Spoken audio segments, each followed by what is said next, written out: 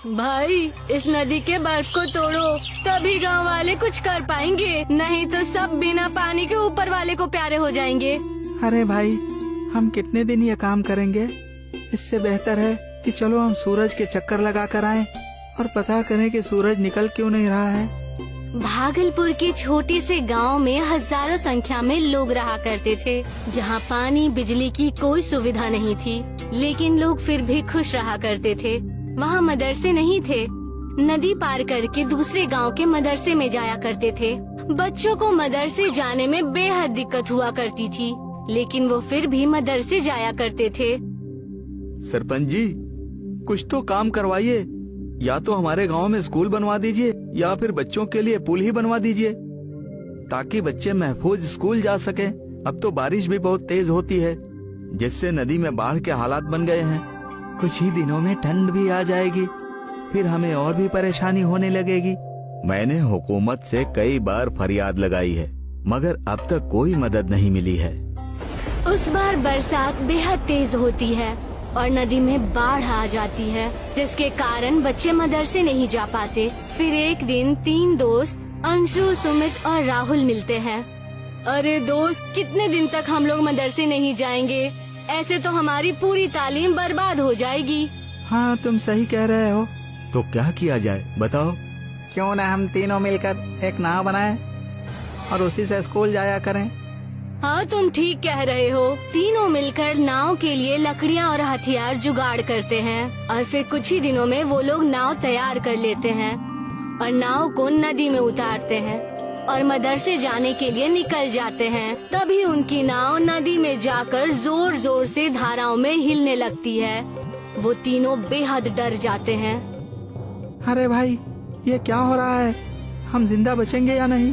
अरे भाई, तुम इतना घबराओ मत, बस ऊपर वाले को याद करो, सब ठीक हो जाएगा। फिर जैसे तैसे डरते डरते वो तीनों मदरसे पहुंच जाते हैं।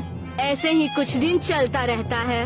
वो तीनों बेचारे डरते डरते जान हथेली पर रख कर मदरसे के लिए निकलते हैं और अपनी तालीम लेते रहते हैं। और फिर सर्दियों का मौसम आ जाता है और नदी का पानी जम जाता है।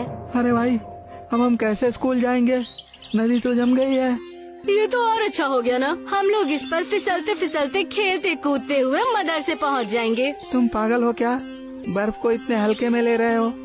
अगर कहीं टूट गई तो हम लोग अंदर फंस जाएंगे।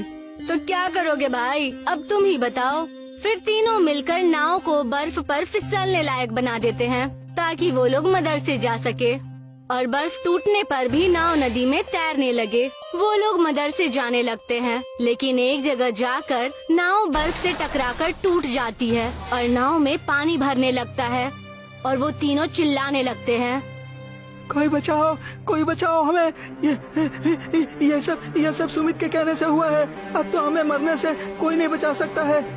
हमें तालीम का इतना जुनून ना सवार होता ना, तो हम जिंदा बचे रहते। तभी नदी में एक जादुई नाव आ जाती है और तीनों को अपने अंदर बिठाकर बाहर निकाल देती है।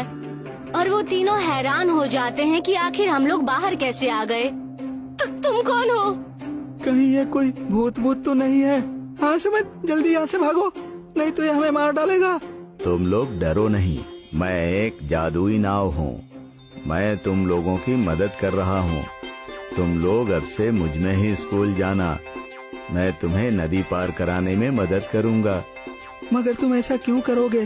दरअसल मैं एक मल्लाह था। मेरा बेटा भी स्कूल में पढ़ने के लिए बहुत ही हौसलामंद रहता था, मगर एक दिन बाढ़ की वजह से मेरी नाव तूफान की चपेट में आकर डूब गई और मेरी मौत हो गई, जिससे मैं अपने बेटे को स्कूल नहीं पहुंचा सका।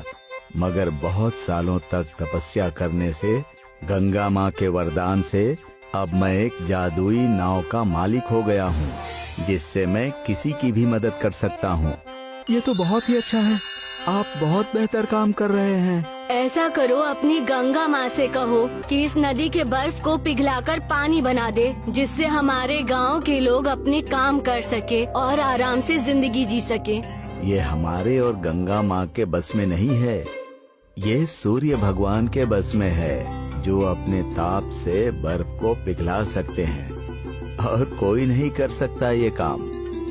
फिर कुछ दिनों तक वो बच्चे उस नाव के सहारे तालीम के लिए जाने लगते हैं, परंतु गांव में लोग ठंड से बेहद परेशान होने लगे थे। सूर्य नहीं निकल रहा था और बर्फ दिन पर दिन जमता जा रहा था। क्यों न हम लोग नाव से कहे कि वो हमें अपनी जादुई शक्ति से सूर्य के पास लेकर चले। हम उनसे बात करके धरती पर आने को कहेंगे। हाँ सुमित, तुम सही कह रहे हो। तीनों दोस्त नाव को अपनी बात बताते हैं और वो नाव भी सूर्य के पास जाने और उनका चक्कर लगाने के लिए तैयार हो जाती है। फिर अगले ही दिन, जादुई नाव, तुम हमें सूर्य के पास लेकर चलो, जहाँ हम सूर्य का चक्कर लगाएंगे, जैसा हनुमान जी ने किया था। ठीक है, बैठ जाओ, हम ले चलते हैं।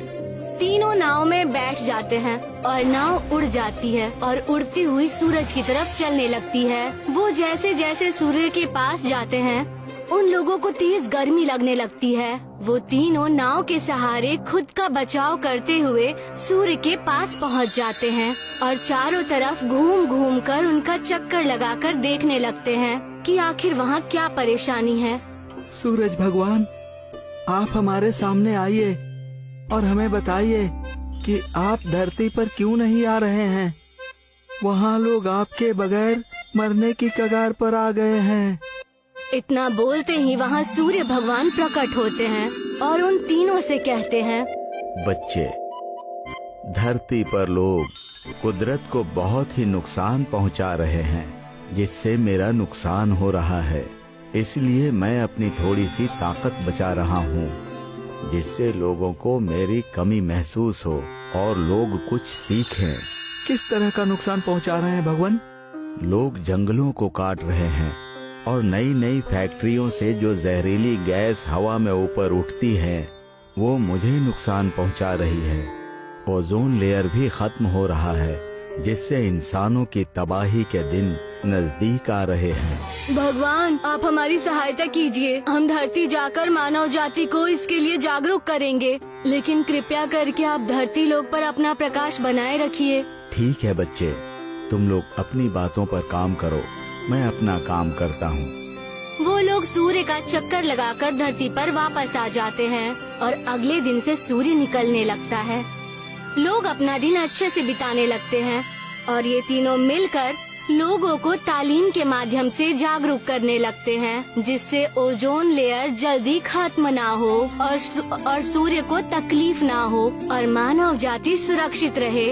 हमें इस कहानी से सीख मिलती है कि हमें कोई भी काम अपने फायदे के लिए नहीं करना चाहिए, बल्कि दूसरों का भी ख्याल रखना चाहिए, क्योंकि हम लोग एक दूसरे से मिलकर ही बने हैं।